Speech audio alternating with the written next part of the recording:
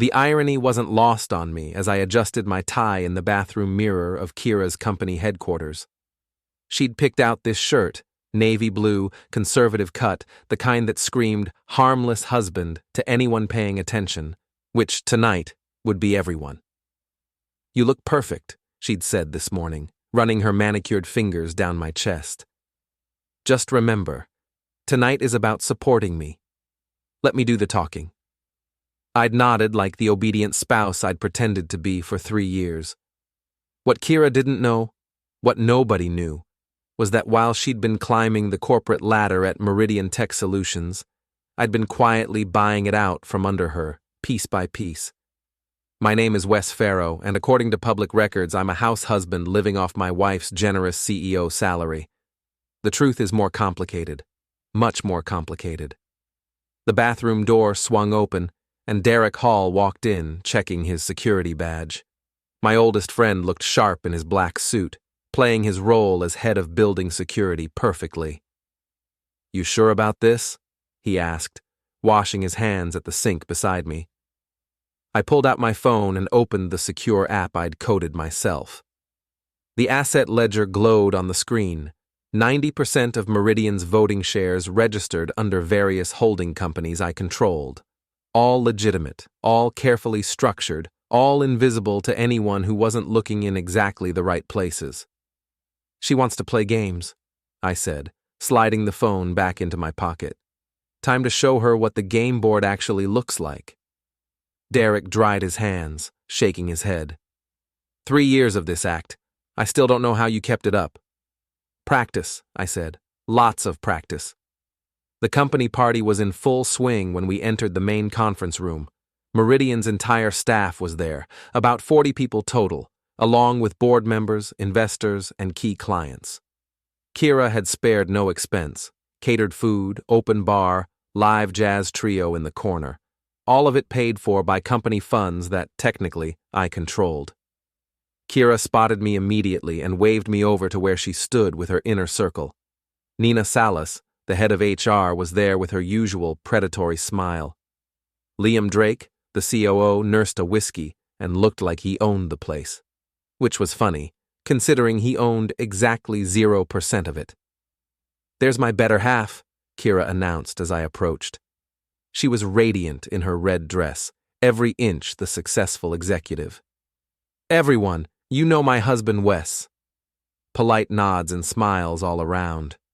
I'd met most of these people before at various company functions, always introduced as Kiera's husband, or the guy who keeps the home fires burning. They saw what she wanted them to see: a kept man, harmless and dependent. "Wes, honey, grab me a wine." Kiera's voice carried that particular tone she used when she wanted to remind everyone present who wore the pants in our relationship. "You know what I like." I nodded and headed to the bar, catching fragments of conversation as I moved through the crowd. Business was good. The new product launch had exceeded expectations. Kiera was being considered for several industry awards. Everything was perfect in the world of Meridian Tech Solutions.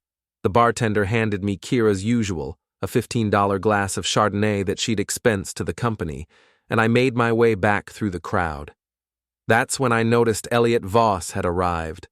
My lawyer stood near the entrance, scanning the room with the methodical precision of a man who'd spent 20 years as a prosecutor before switching sides. He was early. That meant he'd received my message and was ready to execute the plan we'd spent months preparing. "Speech, speech!" someone called out as I handed Kiera her wine. The crowd began to gather around us, and I saw Kiera's eyes light up. She loved being the center of attention, loved having an audience for her performance. Nina Salas appeared with a wireless microphone, grinning like she was about to witness something spectacular. "Oh, I couldn't," Kiera said with false modesty, already reaching for the mic. "Come on, boss," Liam said, raising his whiskey. "Tell us how you built this empire." Kiera took the microphone and the room gradually quieted. The jazz trio stopped playing. All eyes turned to the woman in the red dress who commanded the room with effortless authority. "Thank you all for being here tonight," she began, her voice carrying clearly through the speakers. "Meridian has had an incredible year, and it's because of the amazing team we've built together." Applause rippled through the crowd. I stood slightly behind her and to the left, playing my role as the supportive husband. My phone buzzed in my pocket, a text from Derek confirming that building security cameras were recording everything. "But tonight isn't just about celebrating our success," Kiera continued, her smile growing wider. "It's also about making some changes in my personal life." The room went quiet. This wasn't the usual corporate cheerleading session anymore. I felt a familiar tightness in my chest, the same feeling I'd had when I first discovered her affair with Liam 6 months ago. "You see, I've been supporting my husband for 3 years now," Kiera said, turning to gesture at me with the microphone. "Wes here is what you'd call a house husband. He lives off my salary, keeps the house clean, makes sure dinner's on the table when I get home from actually working." A few uncomfortable chuckles from the crowd. I kept my expression neutral, but inside, I was already reaching for my phone. "And I've decided," Kiera announced, her voice growing stronger, "that it's time for an upgrade." The room went silent. Even the catering staff stopped moving. "That's right," she continued, clearly enjoying the shocked faces around her. "I'm opening applications for a replacement husband, someone with ambition, someone who can match my energy and success, someone who won't be content living off a woman's hard work." The silence stretched for what felt like an eternity. Then Nina Sala started to laugh, a sharp, cruel sound that cut through the tension. "Oh my God, Kiera," Nina said, loud enough for everyone to hear. "You're serious?" "Completely serious," Kiera replied, turning back to the crowd. "In fact, I'm starting a replacement list right now. Any takers?" I pulled out my phone and opened the asset control app. My fingers moved across the screen with practiced precision, navigating to the emergency protocols I'd programmed months ago.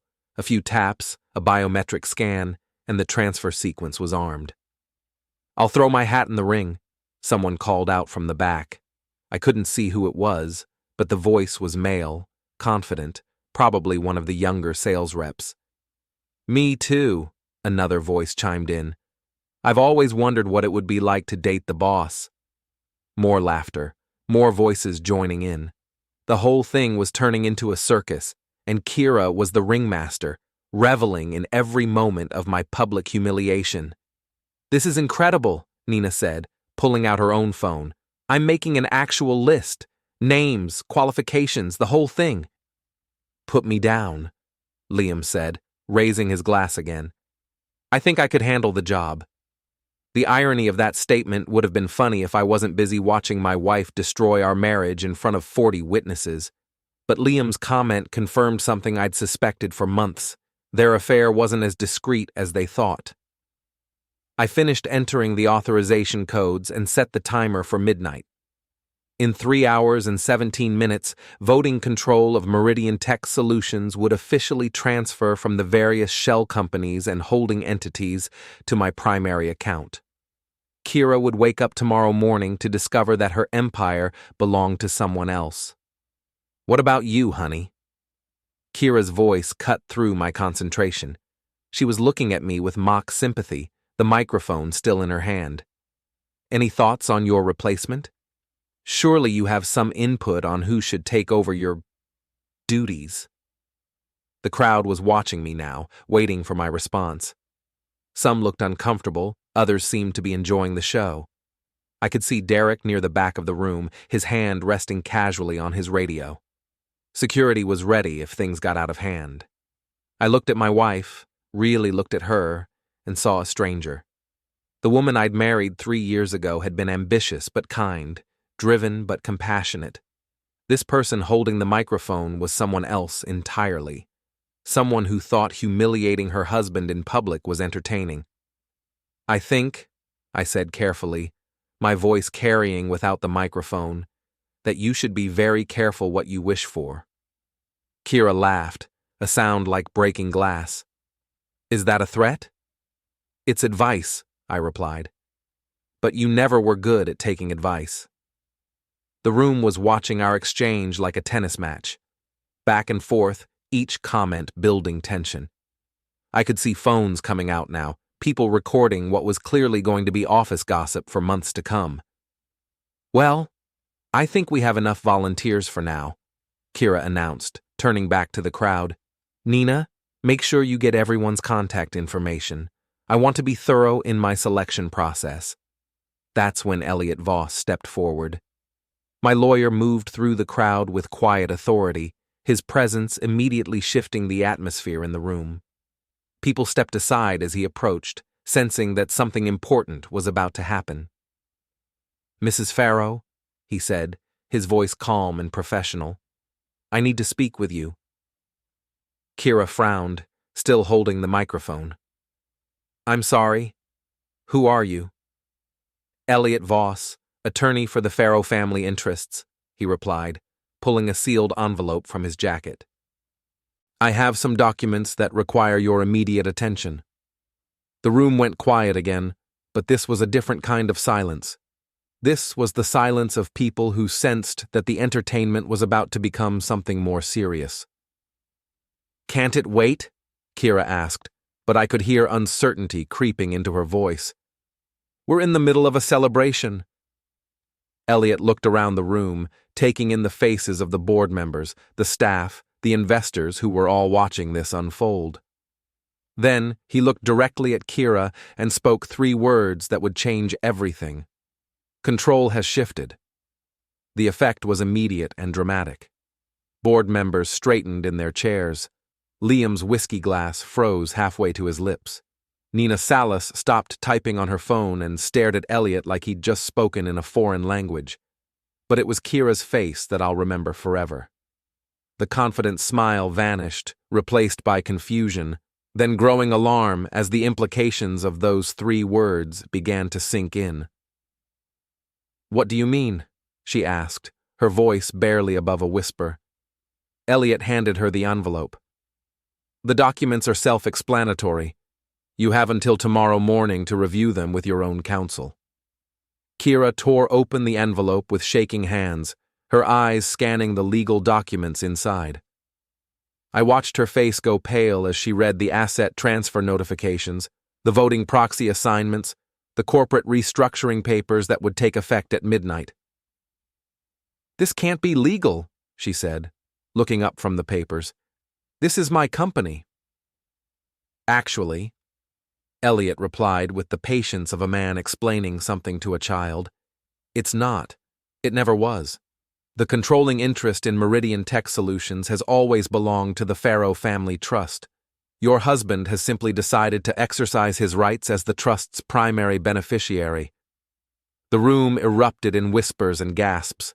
I could see people pulling out phones, frantically texting or making calls. The board members were huddled together, speaking in urgent, quiet voices. Kiera looked at me with an expression I'd never seen before, pure, undiluted shock mixed with something that might have been fear. You, she whispered, the microphone picking up every word. You did this.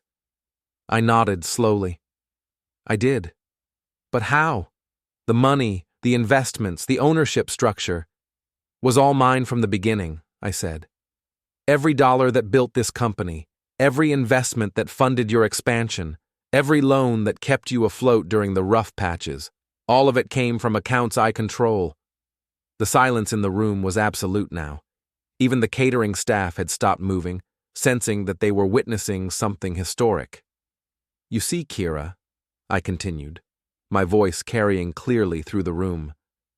While you were playing CEO and enjoying the spotlight, I was building the foundation that made it all possible. The difference is, I didn't need recognition. I didn't need applause.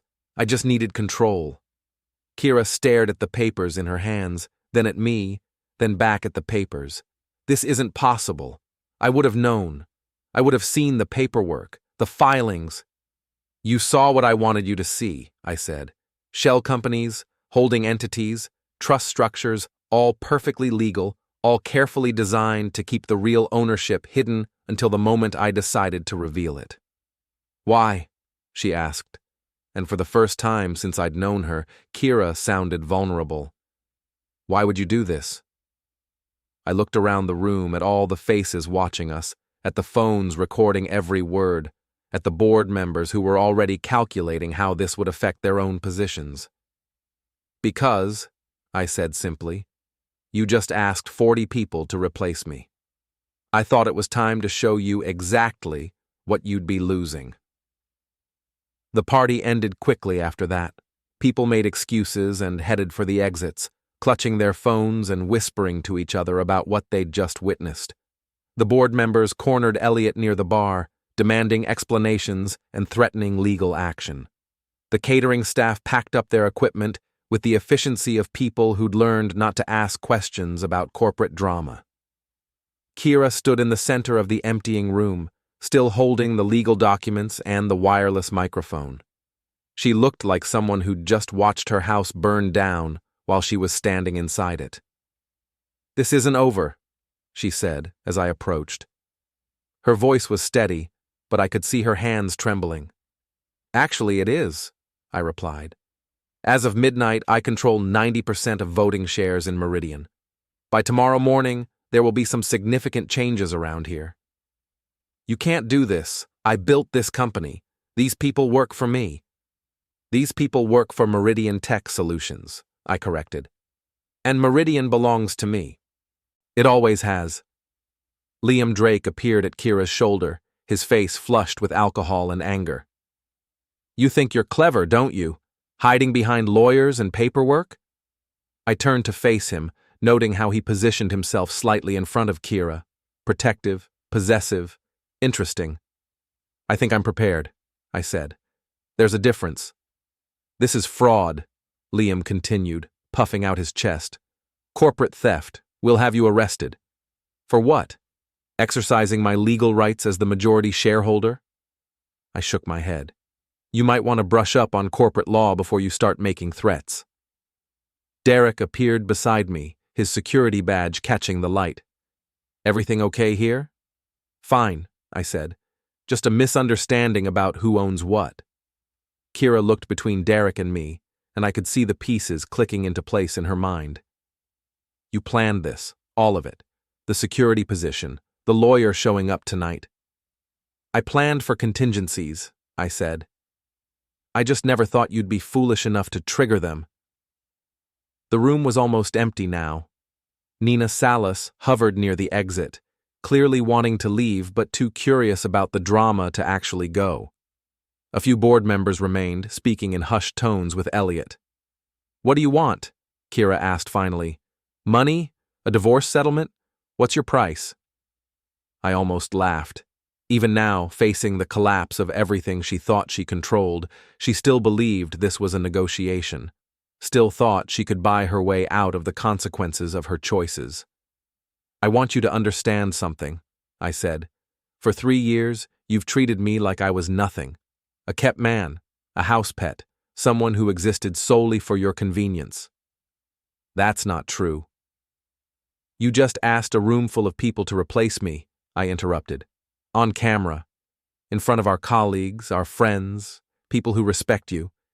You turned our marriage into a joke for your entertainment." Kiera's face reddened. "You're being dramatic. I was just having fun." "Fun," I repeated. "Humiliating your husband in public is fun?" "You're overreacting. Everyone knew I wasn't serious." "Did they?" I gestured toward the exit where the last few stragglers were leaving, because it looked to me like they were taking applications. Liam stepped forward again. "Look, maybe we can work something out. A partnership arrangement, shared control." "We?" I looked at him with genuine curiosity. "What exactly is your role in this conversation, Liam?" He glanced at Kiera, and in that moment I saw everything I needed to know. The way his eyes sought hers for permission, the protective stance, the assumption that he had a right to speak for her. "I'm the COO," he said. "I have a stake in this company's future." "You have a job," I corrected. "For now. That could change very quickly." "Are you threatening me?" I'm explaining reality, I said. As of midnight, I control this company. That means I control budgets, personnel decisions, strategic direction, everything. Your continued employment depends entirely on my goodwill. Kiera found her voice again. You can't just fire people because you're having a tantrum. I can fire people for any legal reason, I replied. Poor performance, insubordination, violation of company policies. There are lots of options. This is insane, she said, looking around the nearly empty room. You're destroying everything we built together. We didn't build this together, I said quietly. I built it. You managed it. There's a difference.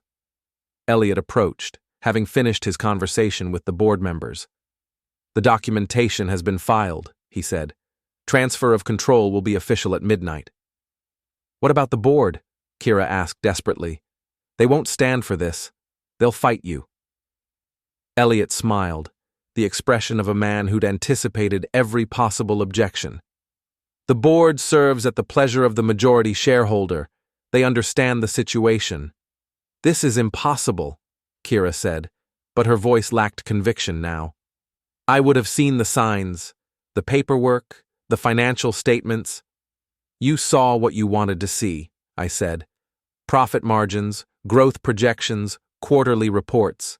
You never bothered to look at the underlying ownership structure. Because I trusted you. And I trusted you, I replied, right up until tonight when you decided to humiliate me in front of everyone we know. The room was empty now except for our small group. Even the catering staff had finished packing and left. The silence stretched between us, filled with 3 years of accumulated resentment and the wreckage of what had once been a marriage. So what happens now? Kiera asked finally. I looked at my watch. 11:47 p.m. In 13 minutes, the transfer would be complete, and I would officially control Meridian Tech Solutions. Now you go home and think about what you've done, I said. Tomorrow, we'll discuss your future with the company. My future? This is my company. Was, I corrected. Past tense. As of 13 minutes from now, it belongs to me. Kiera looked at Liam, then at me, then at the legal document still clutched in her hands.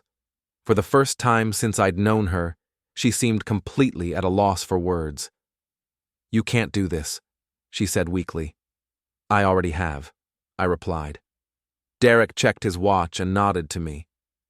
Building's closing down for the night. Time to go.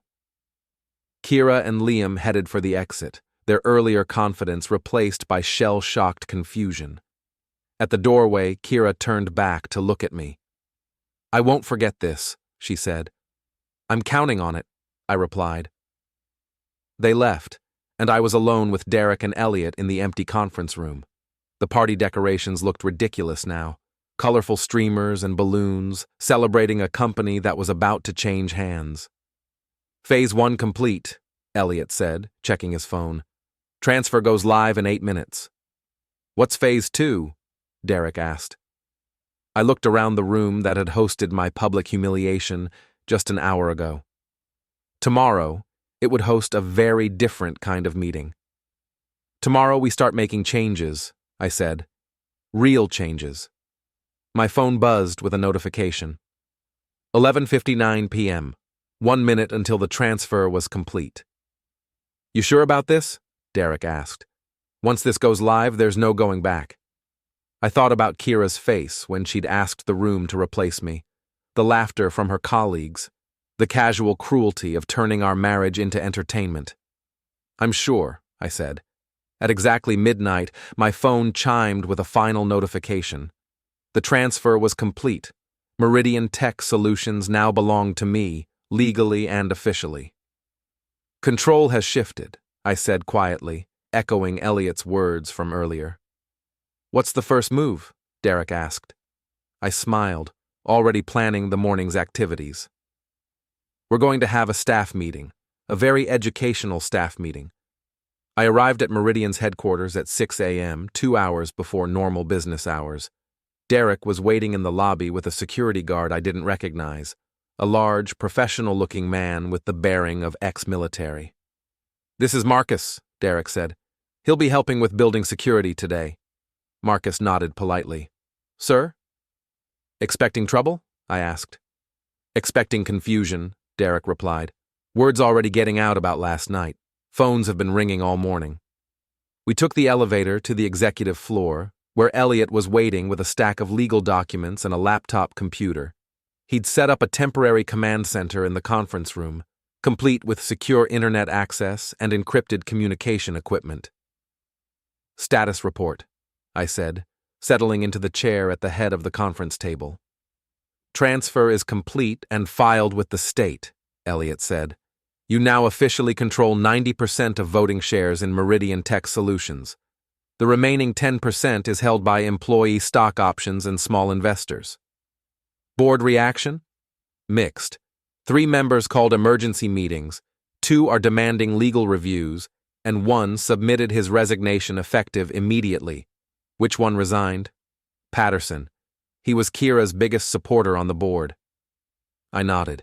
Patterson was a fossil anyway, more interested in golf than business. His departure would actually make things easier. What about the staff? Derek consulted his tablet. 17 people have called in this morning asking about the situation. 5 are requesting meetings. 3 have submitted formal complaints about hostile work environment. Hostile work environment? I almost laughed. Based on what?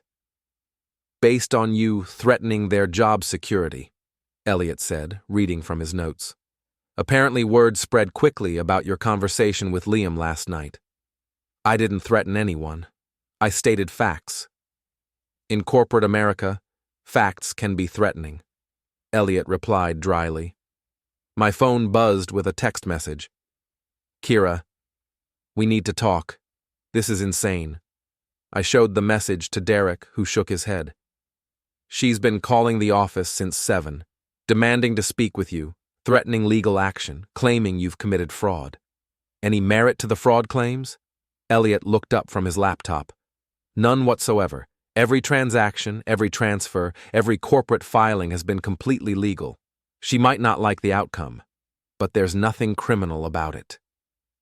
At 8 a.m. sharp, employees began arriving for work. I watched from the conference room window as they gathered in small groups in the parking lot, clearly discussing the previous night's events. Phones were out, animated conversations were happening, and more than one person kept looking up at the executive floor windows. Showtime, Derek said. At 8:30, I walked down to the main floor. The office was buzzing with nervous energy, people clustered around workstations and speaking in hushed tones. Conversations stopped as I appeared, and I could feel 40 pairs of eyes tracking my movement across the room. Good morning, everyone, I said, my voice carrying clearly through the open office space. I'd like to see all staff in the main conference room in 5 minutes. I didn't wait for responses, just turned and walked back upstairs. Derek and Marcus positioned themselves near the conference room entrance as employees began filing in. The atmosphere was tense, uncertain. People took seats quickly and avoided eye contact. Nina Salas was one of the last to arrive, looking like she hadn't slept. She'd clearly been crying, her makeup was smudged, and her usually perfect hair was disheveled. She took a seat in the back row and stared at the table. Thank you all for coming, I began, standing at the front of the room. I know last night was unexpected. I wanted to address any concerns you might have about the company's future. A hand went up in the middle of the room. Janet from accounting, a middle-aged woman who'd been with Meridian since the beginning. Yes, Janet? Is it true that you own the company now? I control the majority of voting shares, yes. That's been true since Meridian was founded, but the ownership structure wasn't public knowledge until yesterday. Another hand. Tom from sales, one of the younger guys who'd volunteered to replace me the night before. What does this mean for our jobs? That depends, I said, looking directly at him. What do you think it should mean? Tom shifted uncomfortably in his seat. I don't know. Last night, you volunteered to replace me as Kiera's husband, I said. That suggests you think I'm dispensable. Should I feel the same way about you? The room went quiet. Tom's face flushed red, and he looked down at the table. Let me be clear about something, I continued, addressing the room.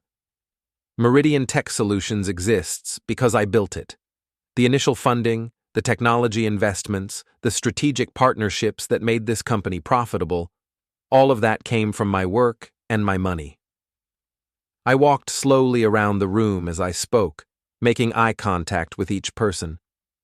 For 3 years, I've watched this company grow and succeed. I've seen good employees work hard and contribute to that success. I've also seen people take credit for work they didn't do and treat others with disrespect. Another pause. I could hear people breathing, the sound of someone's phone buzzing on silent. Going forward, employment at Meridian will be based on merit, performance, and professional behavior. People who contribute positively to the company's mission will thrive. People who don't, I shrugged, won't. A hand went up near the front. Lisa from marketing, someone I'd always respected for her professionalism. What about Kiera? Is she still CEO? That's being evaluated, I said. There will be some changes in the executive structure, but I'll announce those when decisions are finalized. When will that be? Soon. The questions continued for another 20 minutes. Most were practical: health insurance, project timelines, client relationships. A few were more pointed, clearly fishing for information about my plans for specific individuals. I answered what I could and deflected what I couldn't. As the meeting broke up, Nina Salas approached me. She looked terrible, exhausted, stressed, and clearly emotional. Wes, can we talk privately? I gestured toward a smaller conference room off the main floor. Derek started to follow, but I waved him off. This conversation needed to happen without witnesses. What can I do for you, Nina? She sat down heavily and put her head in her hands. I'm so sorry about last night. The whole replacement list thing. It was stupid and cruel, and I should never have encouraged it. But you did encourage it. I know, and I feel terrible about it. She gets carried away sometimes. She likes being the center of attention, and when she gets excited about something, she doesn't always think about how it affects other people. And you help her with that? Nina looked up at me with red-rimmed eyes. I've been her friend since college. I've always supported her, even when... She trailed off. Even when what? Even when I disagreed with her choices. Interesting. What choices? Nina was quiet for a long moment, clearly wrestling with something. Finally, she spoke. The affair with Liam. I told her it was a mistake. I told her she was risking everything for someone who doesn't really care about her, but she wouldn't listen. So Nina knew about the affair. That was useful information. How long has it been going on? 6 months, maybe longer. They think they're being discreet, but... She shrugged. Office affairs are never as secret as people think they are. Who else knows? Most of the executive team suspects something. A few of the administrative staff have noticed things.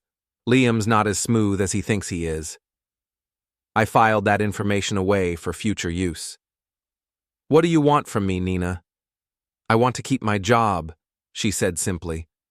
I know I screwed up last night, but I'm good at what I do. HR is complicated, and I've built good relationships with the staff. I can help you transition to new leadership. In exchange for what? Information, she said quietly. About Kiera, about Liam, about some of the things that have been happening around here that you might not know about. Now we were getting somewhere. What kind of things? Nina glanced toward the door, making sure it was closed. Expense account irregularities, unauthorized use of company resources, some questionable hiring decisions. Elaborate. Kiera's been using company funds for personal expenses, spa treatments, shopping trips, a weekend in Napa that was supposedly a client meeting, but was really a romantic getaway with Liam. How much are we talking about? Tens of thousands over the past year. Maybe more.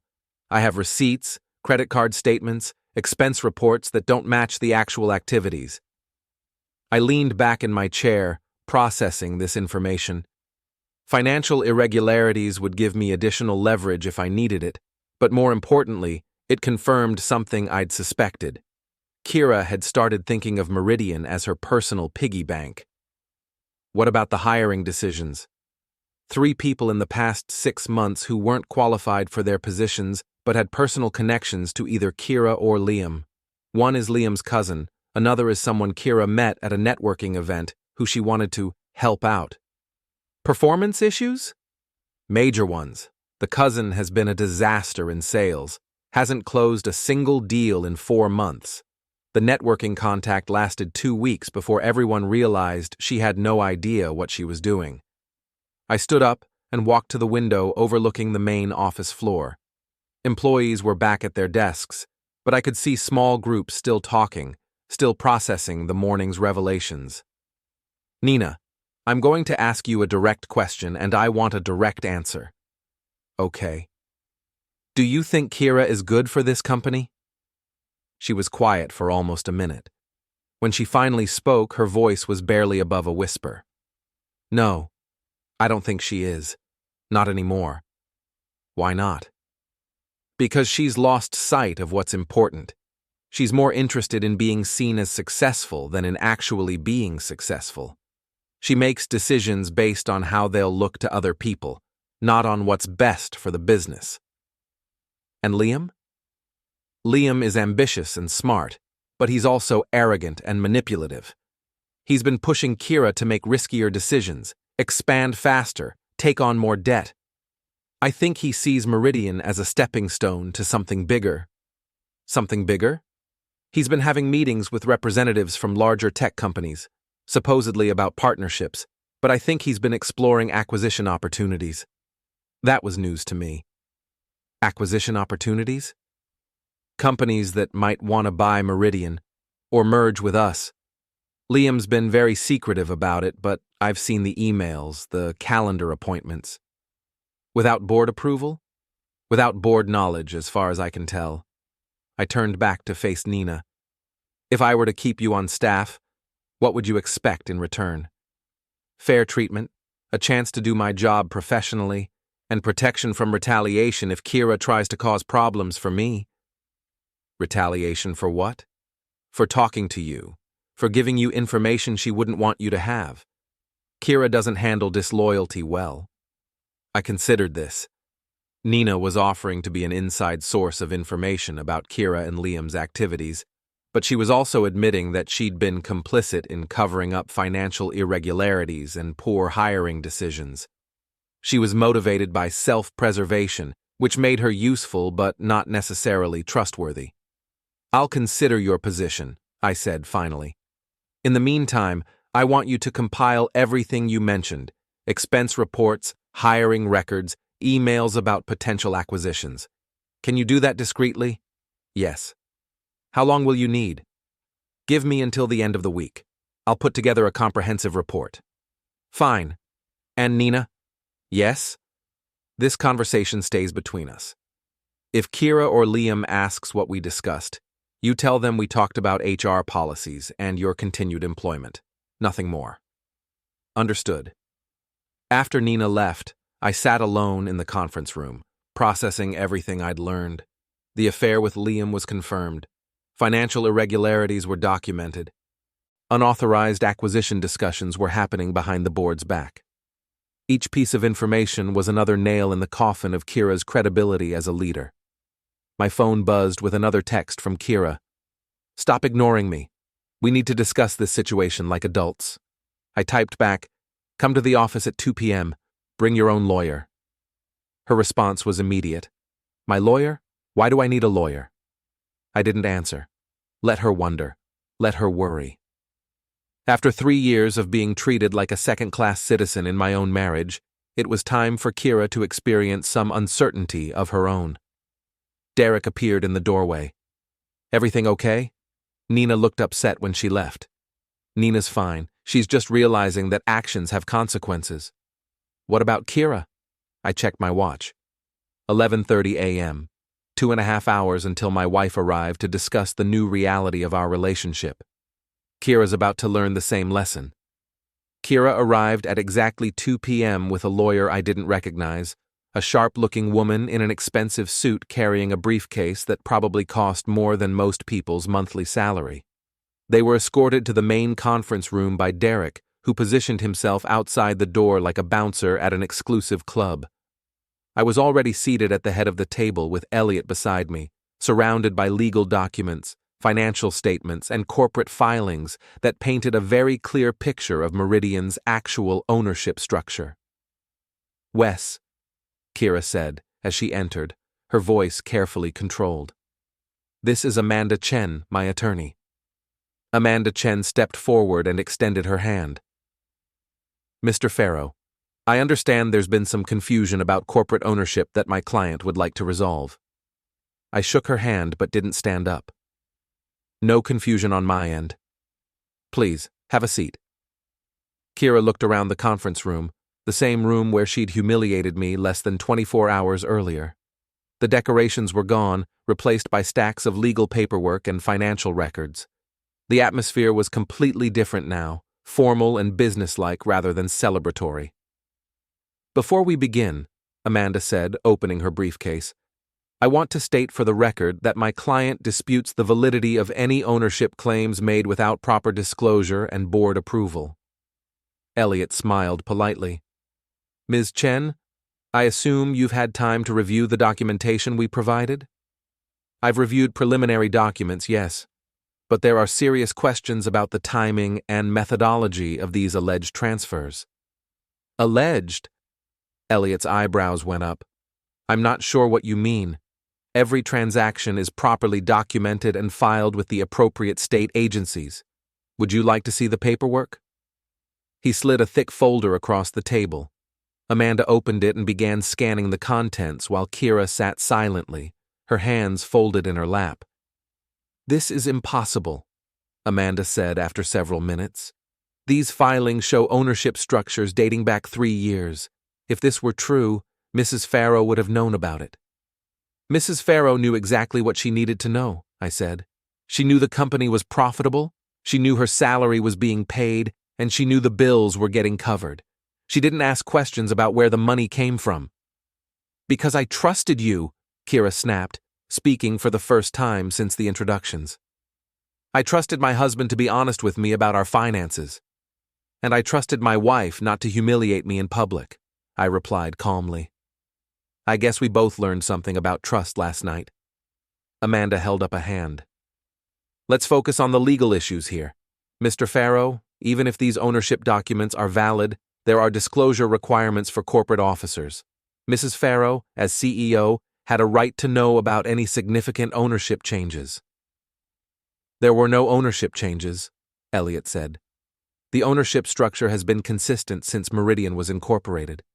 Mrs. Farrow was named CEO by the board of directors, which serves at the pleasure of the majority shareholder. At no point was she an owner of the company." "That's ridiculous," Kiera said. "I built this company. I made the decisions, I hired the staff, I developed the business relationships." "You managed the company," I corrected. "There's a difference between management and ownership. A difference you deliberately concealed." "I didn't conceal anything. You never asked. In 3 years of marriage, you never once asked me where the startup funding came from, how the initial investments were structured, or who actually owned the company you were running." Amanda was still reviewing documents, her expression growing more concerned as she read. "These shell companies, these holding entities, they're all legitimate?" "Completely," Elliot confirmed. "Every entity is properly incorporated, properly managed, and properly reported to the IRS. Mr. Farrow has been paying taxes on his ownership stake since day one. But the complexity of the structure suggests an intent to deceive." "The complexity of the structure reflects sophisticated financial planning," Elliot interrupted. "There's nothing deceptive about using legal corporate entities to manage investments and assets." Kiera leaned forward, her composure finally cracking. "Why, Wes? Why would you do this to me?" "I didn't do anything to you," I said. "I built a company, and hired you to run it. You did a good job for a while, but lately, I shrugged. Your performance has been disappointing. My performance? Meridian had its best year ever. Financially, yes, but there have been other issues. I nodded to Elliot, who slid another folder across the table. This one contained the information Nina had provided, along with additional research Derek had conducted over the past few months. Unauthorized personal expenses charged to the company, I said, as Amanda opened the folder. Questionable hiring decisions, undisclosed meetings with potential acquirers, and of course, the ongoing affair with your COO. Kiera's face went white. That's not what? Not true? We have receipts, Kiera. Hotel bills, restaurant charges, travel expenses for trips that had nothing to do with company business, all charged to Meridian's corporate accounts. Amanda was scanning the documents, her expression growing more grim with each page. These are serious allegations. They're not allegations, I said. They're facts, documented, verifiable facts. The affair is irrelevant to corporate governance, Amanda said, but her voice lacked conviction. The affair itself might be irrelevant, Elliot agreed. But using company resources to fund personal relationships is definitely relevant, as is making unauthorized contact with potential acquirers without board knowledge or approval. Kiera stood up abruptly, her chair scraping against the floor. This is insane!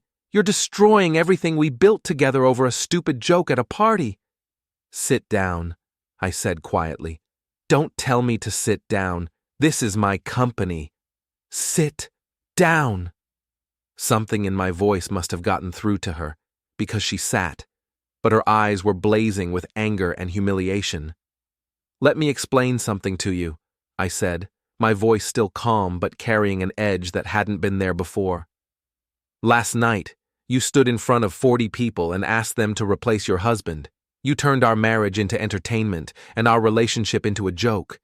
You did that because you thought I was powerless to stop you. I stood up and walked around the table until I was standing directly behind her chair. You thought I was dependent on you. You thought I needed your money, your position, your approval to survive. You thought you could treat me however you wanted because I had nowhere else to go. Kiera was staring straight ahead, not looking at me, but I could see her hands trembling. You were wrong. I walked back to my seat and sat down. The question now is, what happens next? You have several options. Amanda leaned forward. What kind of options? Option 1. Kiera resigns as CEO, accepts a severance package, and we handle the divorce quietly and professionally. And if she doesn't want to resign? Amanda asked. Option 2. I terminate her for cause, based on the financial irregularities and unauthorized activities documented in those files. No severance, possible legal action for recovery of misappropriated funds. You can't prove misappropriation, Amanda said. Actually, I can, Elliot replied.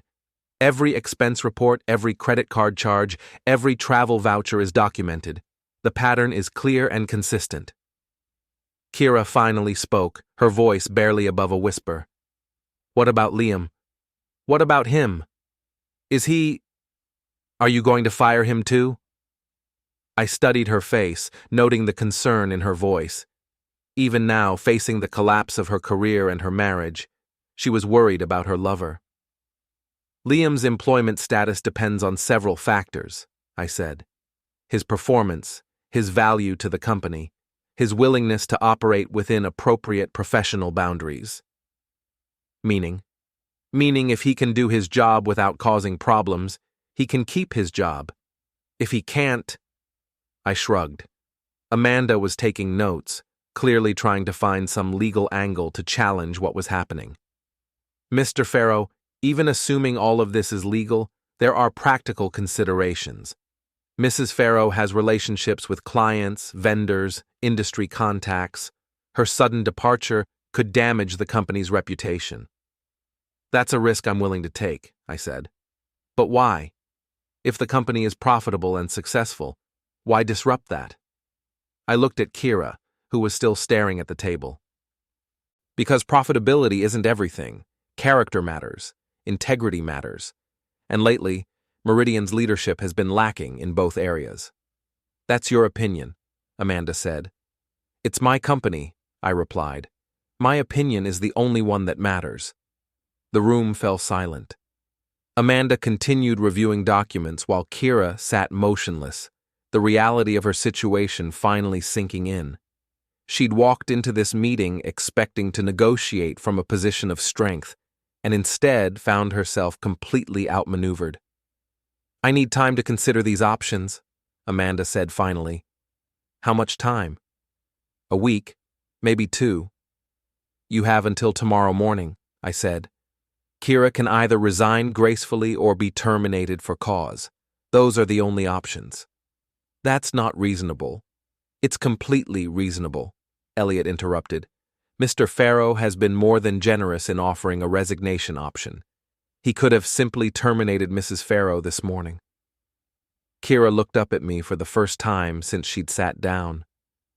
You really hate me, don't you? I don't hate you, I said honestly.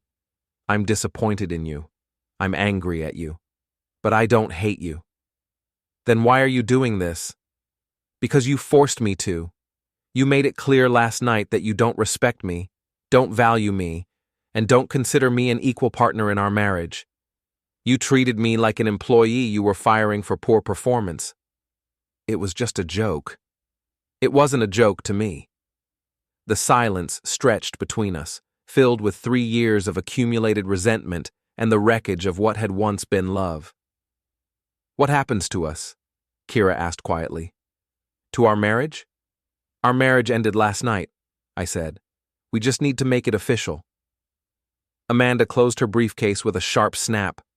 We'll need time to review everything and discuss options. You have until 9 a.m. tomorrow, I said. After that, I'll assume Kiera has chosen option 2. They left without another word, Kiera walking like someone in a daze and Amanda already on her phone, probably calling other lawyers for advice. Derek escorted them to the elevator and returned a few minutes later. How do you think that went? He asked. Better than expected, I said. They didn't have any real legal challenges, just bluster and threats. What if she doesn't resign? I looked out the window at the parking lot where Kiera and her lawyer were having an animated conversation beside a silver BMW. Then we moved to phase 3, I said. Which is? I smiled, already planning the next day's activities. Total war. Kiera didn't resign. At 9 a.m. the next morning, Amanda Chen called Elliot to inform him that Mrs. Farrow would be fighting the termination and challenging the ownership claims in court. She would be at the office at her usual time and expected to perform her normal duties as CEO until the legal issues were resolved. Interesting strategy, Elliot said after hanging up. Completely futile, but interesting. We were in my temporary office, formerly a storage room that Derek had converted overnight into a command center. Multiple monitors showed security feeds from throughout the building, financial data streams, and secure communication channels. It looked like something from a spy movie, which wasn't far from the truth. What's the legal basis for her challenge? I asked. There isn't one, Elliot replied. They're hoping to create enough confusion and delay to negotiate a better settlement. Classic stalling tactic. Derek entered carrying a tablet and wearing his security earpiece. Kiera just arrived. She's got Liam with her, plus 2 people I don't recognize. Looks like they're setting up for some kind of confrontation. I pulled up the security feed on my monitor. Kiera was walking through the main office with the confidence of someone who still believed she was in charge. Liam was beside her, carrying a briefcase and looking like he was ready for battle. The 2 strangers were clearly more lawyers, probably brought in to intimidate anyone who might oppose them. Showtime, I said. We took the elevator down to the main floor, where Kiera had assembled the senior staff in the central workspace. She was standing on a chair, addressing the group like a general rallying troops before a battle. Understand that there may be some confusion about the company's leadership, she was saying as we approached. But I want to assure everyone that I remain the CEO of Meridian Tech Solutions, and it's business as usual. The staff looked uncomfortable. They'd been through this uncertainty for 2 days now, getting conflicting information and mixed signals about who was actually in charge. Some were nodding along with Kiera's speech, but others kept glancing toward me as I walked across the room. I also want to address the rumors about ownership changes, Kiera continued. My legal team is investigating these claims, and we're confident that any irregularities will be resolved quickly. Actually, I said, my voice carrying clearly across the room, there are no irregularities to resolve. Kiera turned to face me, her expression a mixture of defiance and desperation. Wes, I was just updating the team on the current situation. The current situation is simple, I said, addressing the staff rather than her. As of yesterday morning, Kiera Farrow is no longer employed by Meridian Tech Solutions. She was terminated for cause, effective immediately. A murmur went through the crowd. Several people pulled out phones, probably to record what was clearly going to be a dramatic confrontation. That termination is invalid, one of Kiera's new lawyers said, stepping forward. My client disputes both the authority to terminate her and the grounds for such action. Your client can dispute whatever she wants, Elliot replied, but the termination stands. She's currently trespassing on private property. This is ridiculous, Liam said, speaking for the first time. Kiera built this company. You can't just steal it from her because you're having marital problems. I turned to look at him, noting how he positioned himself slightly in front of Kiera, still playing the protective boyfriend, even in a professional setting. Liam, you're suspended pending investigation of financial irregularities and unauthorized business activities, I said. I'd recommend you leave the building before security escorts you out. You can't suspend me. I haven't done anything wrong. You've been using company resources for personal activities, conducting unauthorized meetings with potential acquirers, and engaging in inappropriate relationships with other employees, I said. Any one of those would be grounds for termination. Prove it, he said, but his voice lacked conviction. I nodded to Derek, who handed me a thick folder. Hotel receipts for weekend trips that weren't business-related.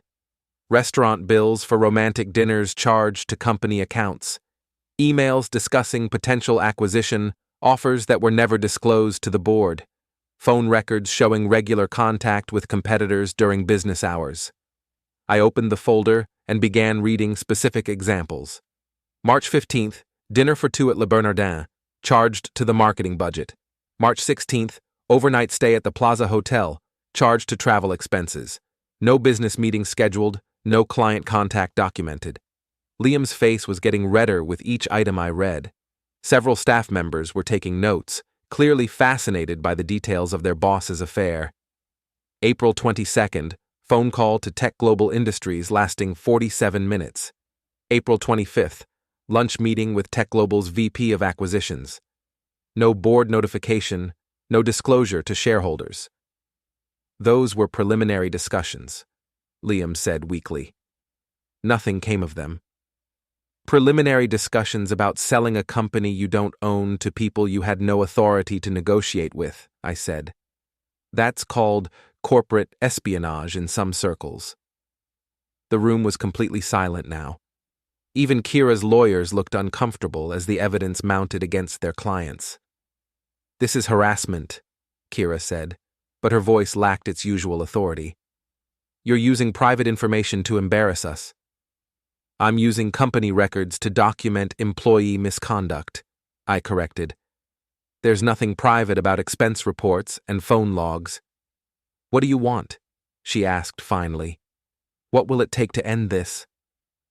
I looked around the room at the faces of the Meridian staff, people who'd been caught in the middle of a corporate power struggle that had nothing to do with their actual jobs.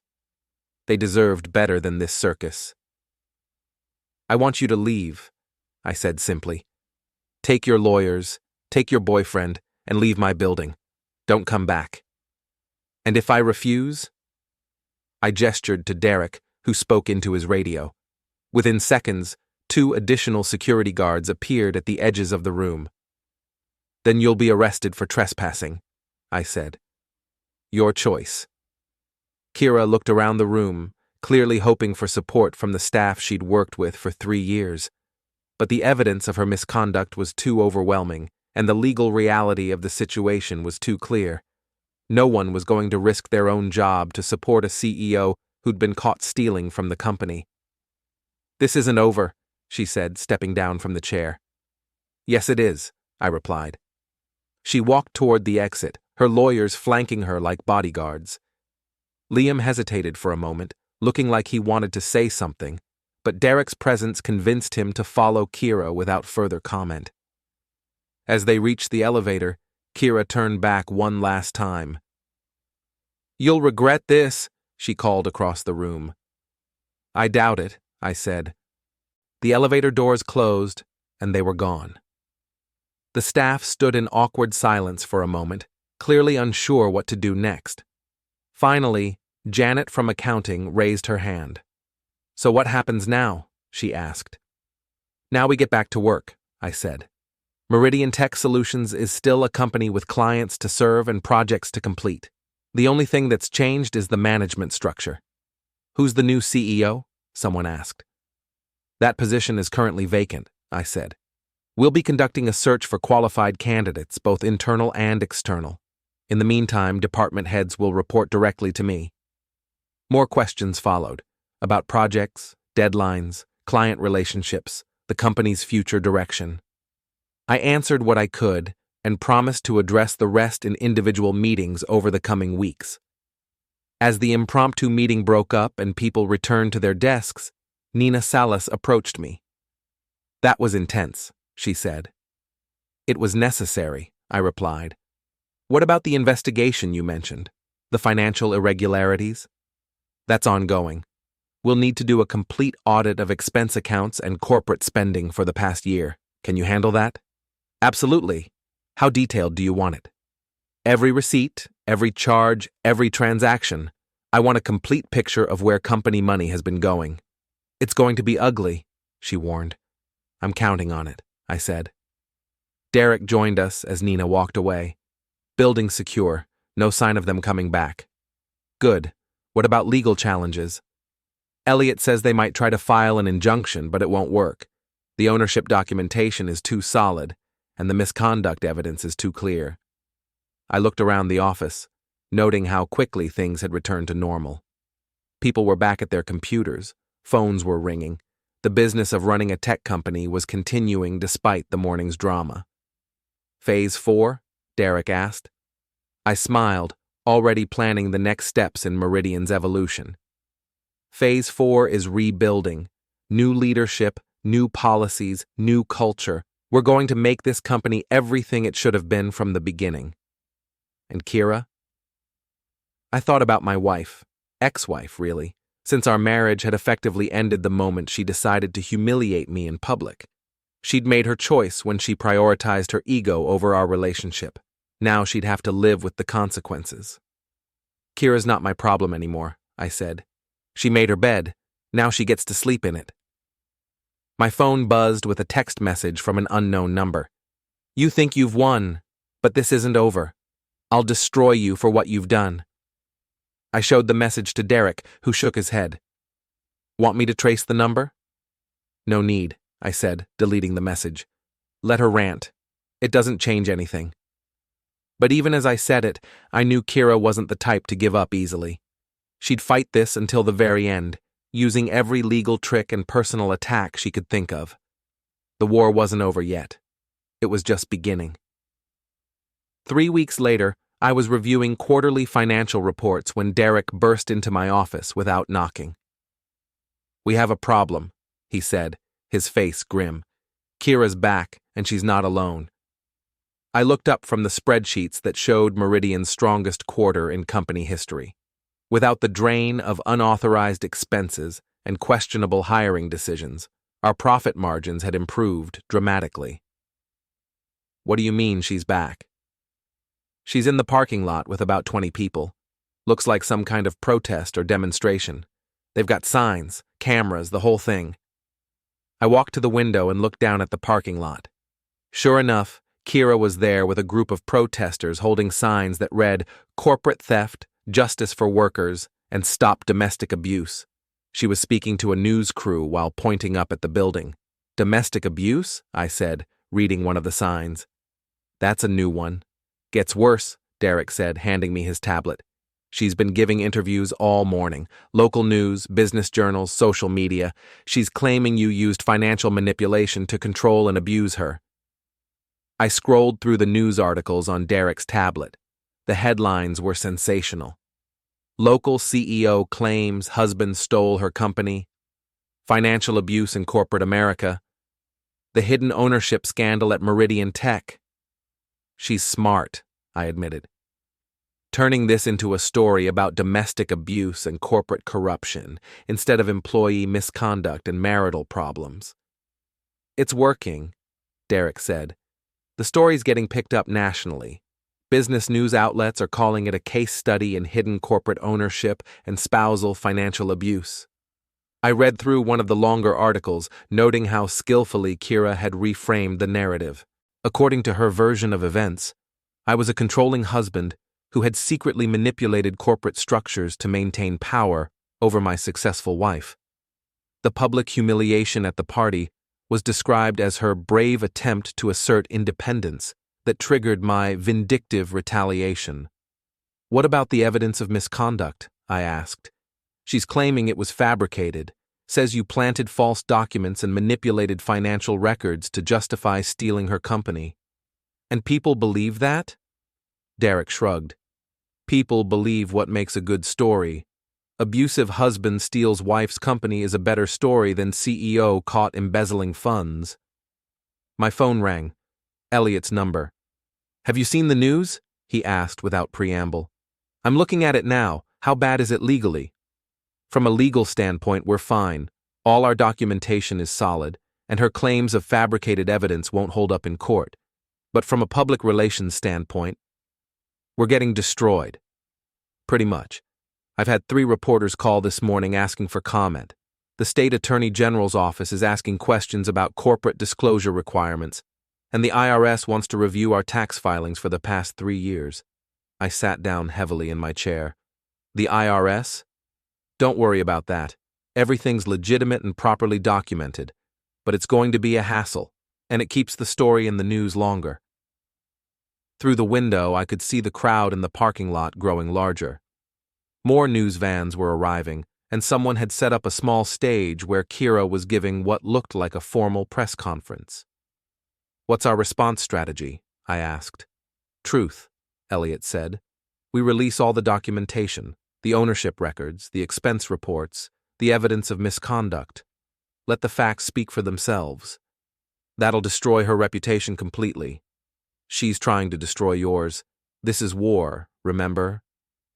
I watched Kiera on her improvised stage, speaking passionately to the growing crowd of supporters and reporters. She looked like a crusader fighting for justice, not a disgraced executive caught stealing from her own company. "Do it," I said. "Release everything." "You sure? Once this information is public, there's no taking it back. Her affair with Liam, the financial irregularities, all of it will be front-page news." I thought about the 3 years I'd spent building Meridian while Kiera took credit for my work. The months I'd endured her affair while she pretended to be a devoted wife. The night she'd humiliated me in front of everyone we knew for her own entertainment. "I'm sure," I said. "Let's see how she likes being exposed." Within an hour, Elliot had released a comprehensive document package to every news outlet covering the story. Corporate filings showing the true ownership structure of Meridian, expense reports documenting unauthorized personal charges, hotel receipts and travel records proving the affair with Liam, email chains discussing potential acquisition deals that were never disclosed to the board. The effect was immediate and dramatic. The crowd in the parking lot began to thin as reporters received the new information and started making phone calls to verify details. Kiera's press conference was interrupted by shouted questions about the evidence against her. Mrs. Farrow, how do you respond to allegations that you used company funds for personal travel? What about the hotel receipts showing unauthorized trips with COO Liam Drake? Did you have authority to negotiate acquisition deals without board approval? I watched from my window as Kiera's confident demeanor began to crack under the barrage of hostile questions. Her prepared talking points about domestic abuse and corporate theft didn't address the specific evidence of her own misconduct. These documents are fabricated, she said, but her voice lacked conviction. My husband is a skilled manipulator who will say anything to justify his actions. The documents include bank records and credit card statements, one reporter pressed. Are you claiming those are fake too? I need to review everything with my legal team, Kiera said, stepping back from the microphones. That's when things got interesting. Liam Drake appeared at the edge of the crowd, apparently having just arrived. He looked around at the news crews and protesters with obvious confusion, clearly not expecting to walk into a media circus. Mr. Drake, a reporter called out, recognizing him from the corporate headshots in Meridian's annual reports. Can you comment on allegations that you used company resources for personal trips with Mrs. Farrow? Liam froze like a deer in headlights. He looked at Kiera, who was staring at him with an expression of growing panic. No comment, he said, turning to leave. What about the unauthorized acquisition discussions with Tech Global Industries? Another reporter shouted. I said no comment, Liam replied, but he was walking faster now, clearly trying to escape the media attention. Mr. Drake, were you aware that Mrs. Farrow was married when you began your relationship? That stopped him. He turned back to face the reporter, his face flushed with anger and embarrassment. That's a private matter, he said. Not when it involves company resources, the reporter replied. Hotel bills, restaurant charges, travel expenses, all paid for by Meridian Tech Solutions. I could see Kiera trying to get Liam's attention, probably wanting him to stick to whatever story they'd agreed on. But Liam was clearly rattled by the unexpected media scrutiny. Look, he said, stepping closer to the microphones. Whatever happened between Kiera and her husband is between them. I was just doing my job as COO. Your job included romantic dinners charged to the marketing budget? That's taken out of context, Liam said, but he was sweating now, clearly uncomfortable with the hostile questioning. What context makes it appropriate to charge personal expenses to company accounts? Liam looked around desperately, seeking an escape route. But he was surrounded by reporters and cameras, all focused on his increasingly uncomfortable responses. I think there's been a misunderstanding, he said finally. I need to speak with my lawyer. Are you admitting that company funds were misused? A reporter pressed. I'm not admitting anything, Liam snapped. This whole thing is a witch hunt orchestrated by a vindictive ex-husband. Ex-husband who happens to own the company you were stealing from? Another reporter asked. That's when Liam lost it. I wasn't stealing anything, he shouted. Kiera and I were trying to build something together to take the company to the next level. Wes was holding us back with his conservative approach and his controlling behavior. The crowd went quiet, sensing that something important had just happened. Cameras focused on Liam as he realized he'd just admitted to unauthorized business activities on live television. So you were planning to change the company's direction without owner approval? A reporter asked. That's not what I meant, Liam said, but it was too late. The damage was done. Kiera stepped forward, trying to salvage the situation. What Liam means is that we were exploring all options to maximize shareholder value. Shareholder value for a company you didn't own? The same reporter interrupted. The ownership claims are disputed, Kiera said, falling back on her legal talking points. Not according to state corporate filings, the reporter replied. We've verified the documentation. Your husband has owned controlling interest in Meridian Tech Solutions since its incorporation. I could see the moment when Kiera realized she'd lost. Her shoulders sagged, Her confident posture crumbled, and for the first time since this whole thing started, she looked defeated. "This press conference is over," she said, stepping away from the microphones. But the reporters weren't done. They followed her toward the parking lot, shouting questions about the evidence, the affair, the financial irregularities. Liam tried to shield her from the cameras, but that only made them both look more guilty. Within minutes, the crowd had dispersed. The protesters packed up their signs and left, apparently no longer convinced they were supporting the right side. The news crews began breaking down their equipment, having gotten far more story than they'd expected. Derek appeared in my office doorway. "Well, that was educational." "For everyone involved," I agreed. "What happens now?" I looked down at the nearly empty parking lot where, just an hour earlier, Kiera had been leading a crusade against corporate corruption. Now, she was sitting alone in her car, probably calling her lawyers and trying to figure out how to respond to the complete collapse of her public narrative. Now, she learns what it feels like to be humiliated in public, I said. The only difference is, she did it to herself. My phone buzzed with a text message from an unknown number. "You destroyed my life. I hope you're happy." I showed the message to Derek, who shook his head, still not taking responsibility for her own actions. "Some people never do," I said, deleting the message. But as I watched Kiera's car pull out of the parking lot and disappear down the street, I felt something I hadn't expected. Not satisfaction or vindication, but a kind of hollow sadness for what we'd both lost. 3 years ago, I'd married a woman I thought I loved. Today, I'd watched that same woman destroy herself on live television rather than accept responsibility for her choices. The war was over. I'd won. But victory felt different than I'd imagined it would. Control had shifted, just like Elliot had said. But power without purpose is just destruction, and I was starting to understand the difference. The question now was what to do with the control I'd fought so hard to establish. Meridian Tech Solutions was mine, completely and unquestionably. The staff respected me, the board supported me, and the company was more profitable than ever.